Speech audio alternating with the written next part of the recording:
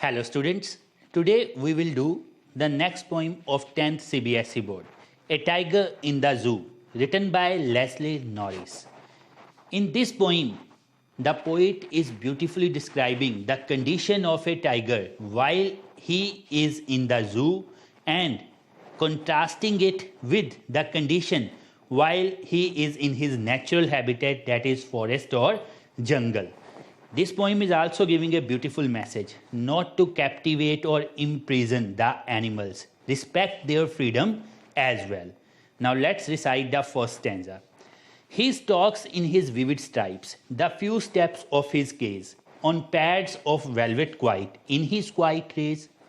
ये जो पोइम है वेरी ब्यूटीफुली जो पोइट ने इसको स्टैंजास में डिस्क्राइब किया गया है और वो फर्स्ट स्टैंजा के अंदर the tiger's condition in the zoo is describing what are the feelings of tiger when he is imprisoned. अगर किसी को कैद करके रख लिया जाए ना, इवन चाहे वो ह्यूमन बींग्स हैं और animals, what they feel. Here the tiger stocks mean moving in his vivid stripe. Stripe क्या होती है? लाइंस जो होती है ना टाइगर की बॉडी के ऊपर, उसको कहा गया है. वो the few steps of his cage के अंदर, वो अपने केज के अंदर फ्यू स्टेप्स ही ले पा रहा है क्योंकि केज की जो लेंथ है ना वो फॉरेस्ट की तरह नहीं होती कि वो कहीं पे भी मूव कर सके, सिर्फ फ्यू स्टेप ही ले सकता है. On pads of velvet quite, on pads of velvet. ये जो उसके फीट हैं वो जब चल रहा है देन उसकी आवाज़ नहीं आ रही. क्यों नहीं आ रही? Because tiger's feet are like pads, like cushions, very soft. तो वो कभी भी आवाज़ नहीं करते हैं, तो वो बहुत क्वाइटली मूव कर रहा है. In his quiet rage, quiet mean silent, rage mean गुस्सा, एंगर. वो मूव तो कर रहा है लेकिन बहुत गुस्से के साथ. क्यों गुस्सा है उसके अंदर? Rage because his freedom has been curtailed, his freedom has been hindered. उसकी फ्रीडम को रोक लिया गया है, पकड़ लिया गया है, उसको बाहर नहीं जाने दिया जा रहा. सपोज करो आपको 2 दिन के लिए बंद कर दिया जाए किसी रूम के अंदर, then how would you feel? You have to depend on another for your food. आपको खाने के लिए भी किसी और के ऊपर डिपेंड करना पड़े. एंड टाइगर जिसकी नेचुरल हैबिटेट, नेचुरल रहने की जगह, environment is jungle where I can move freely, तो उसको वहाँ पे कैसा फील हो रहा होगा. Next second paragraph, the poet has taken us to his natural environment, that is the jungle, the forest. He should be lurking in shadow. Poet imagine कर रहा है कि अगर वो जंगल में हो तो वो क्या करता है, इमेजिन कर रहा है और ये रियलिटी है, वो ऐसा होता है. ही should be lurking in shadow sliding through long grass. अगर वो जंगल में होता तो लर्किंग मीन्स हाइडिंग, शैडो मतलब है यहाँ पे डार्कनेस. वो अंधेरे में छुपते हुए, sliding through the long grass, sliding means moving, moving through the long grass, उसके थ्रू मूव करते हुए near the water hole. Hole means pool here. वो वाटर पूल के पास जाता. Where the plump deer pass, plump means fat. ठीक है, यहाँ पे प्लम्प डियर पास कर रहे हैं, means in the forest he Hunt for his prey, for his food himself. He doesn't depend upon anyone else for his food in the jungle, in the forest. He is free to move. He is free to hunt for his food, which is the part of the chain or the life cycle chain. So it is not cruel of his part to doing or to hunt like that. But poet यहाँ पे second stanza में beautifully describe कर रहा है, the contrast कर रहा है उसकी फ्रीडम को. Third stanza is again describing when he is in the forest. He should be snarling around houses. Snarling means making sound. जब भी वो houses के पास वहाँ पे sound करे, अपनी roaring की आवाज़ आए उसकी. At the jungle edge, edge is used for the border. Bearing his white fangs. Bearing means showing. Fang means teeth. His claws terrorizing the village. ये वही टाइगर है जो जू के अंदर इज़ वेरी हेल्पलेस, जो जू के अंदर बहुत हेल्पलेस है. बट अगर वो खुद अपनी नेचुरल जगह पे होता and by mistake if he came around some village और सिटी, तो क्या होगा? अगर हमारी सिटी के अंदर या विलेज के अंदर आ जाए तो everyone would be afraid of the tiger. हर कोई डरेगा. So there the whole village terrorise of him. This is the power, this is the ferociousness of a tiger. लोग डरते हैं उससे. But in the zoo it is totally different from this. In the next stanza he is again in the zoo, but he is locked in a concrete cell.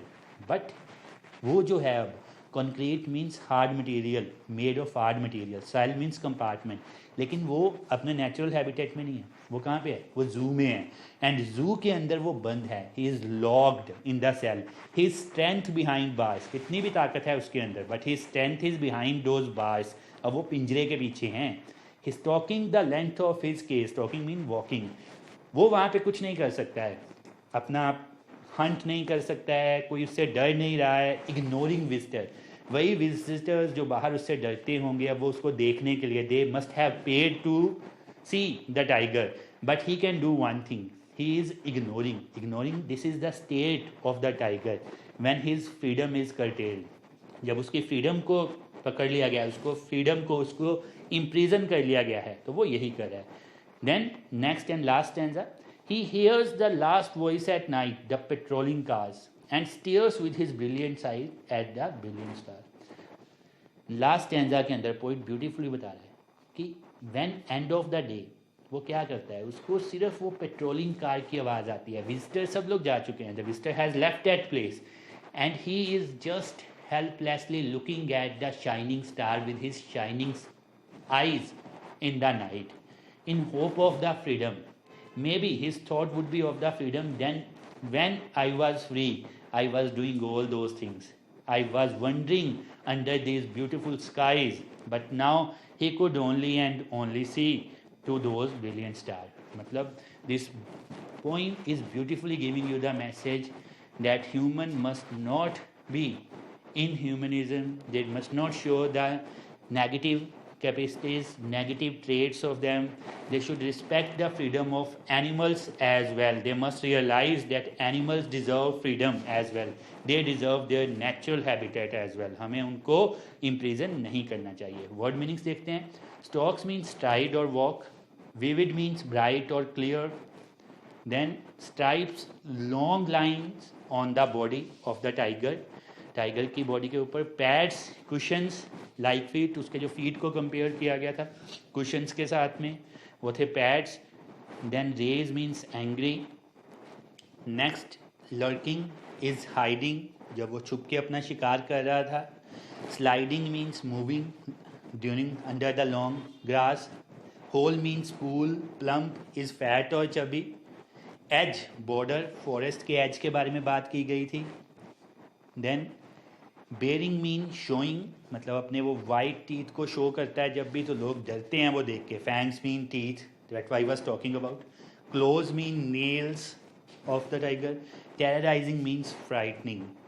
Cell is compartment. Then concrete is solid material of firm, ताकि उसकी जो power है वो भी पीछे कैद रह सके, वो भी बाहर ना भाग सके. Stalking is walking. Poetic devices used in this poem. Alliteration, words begin with the same consonant sound, वो words जो same consonant sound से start होते हैं. Concrete cell, C and C both are having the same consonant sound, so this poetic device is alliteration. Then repetition of the word, ये जो poetic device है इसके अंदर जो words repeat करते हैं उसको हम repetition कहते हैं. Brilliant eyes, brilliant star, brilliant repeat किया, so ये poetic device है repetition. Imagery, to create images in the mind of reader. इस पोइम के थ्रू आपके सामने टाइगर नहीं है, आप उसकी हेल्पलेसनेस को देख नहीं सकते, बट पोइट हैज़ ट्राइड कि आपके दिमाग के अंदर वो इमेज क्रिएट हो जाए ताकि आप उसकी हेल्पलेसनेस को, उसकी मजबूरी को समझ सको कि जब एनिमल्स फ्री होते हैं तो वो क्या करते हैं और जब हम उनको कैद कर लेते हैं तो क्या होता है. Metaphor, it is a comparison of two unlike things without using the words like or as.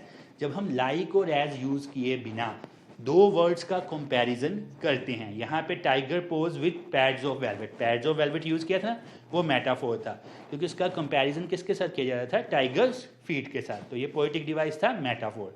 Next is oxymoron, use of adjective opposite in meaning. दो एडजेक्टिव का यूज़ करना, विशेषण एडजेक्टिव, दो एडजेक्टिव का यूज़ करना जिनका मीनिंग बिल्कुल अलग हो.